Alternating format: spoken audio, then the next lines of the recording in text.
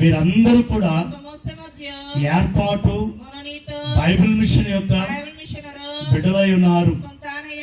దైవజనుడి యొక్క బిడ్డలమై ఉన్నాము.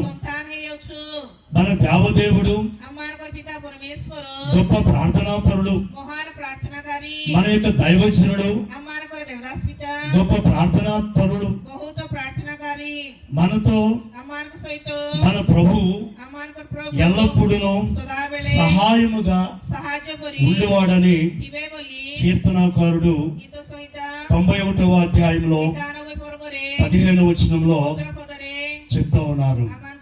శ్రమలో నేను అతనికి తోడై ఉండేదను. ఇప్పుడున్న మీ అందరూ కూడా ఆయన మీకు తోడై ఉన్నారు.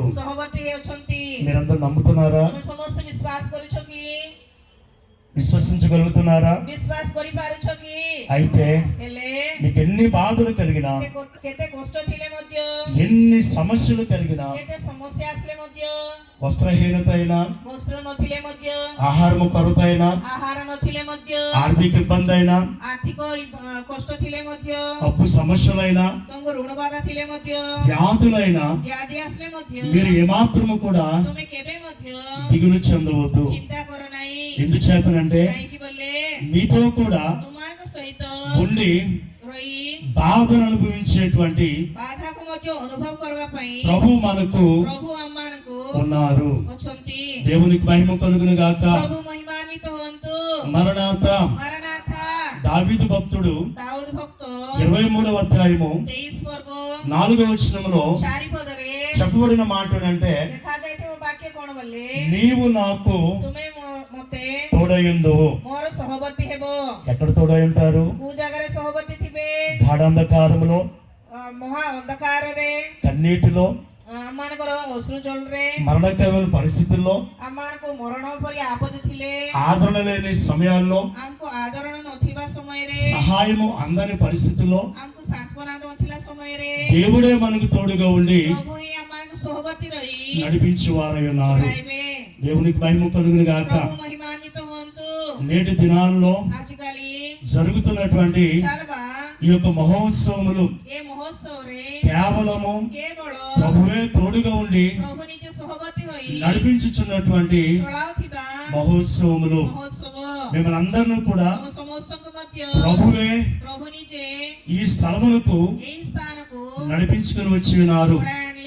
ఇప్పుడే కాదు, అనుదినము కూడా, ఎల్లప్పుడూ కూడా మీ జీవితకాలం అంతయు ఆయన మీతో కూడా ఉండి మీతో కూడా బాధను అనుభవించేవారై ఉన్నారు. మనము గమనించినట్లయితే దైవజనుడు ఫాదర్ ఎం దేవదాస్ గారు చెప్పిన మాట బైబిల్ గ్రంథంలో దానియేలు గారి యొక్క 3 స్నేహితులు ఉన్నారు.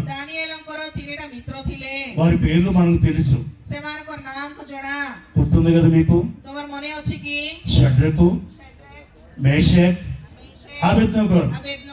ఈ 3 మనుషులు కూడా బబులోను దేశమునకు బానిసలుగా తీసుకుని వెళ్ళబడి ఉన్నారు. బానిసత్వం అంటే మనకు తెలుసు కదా.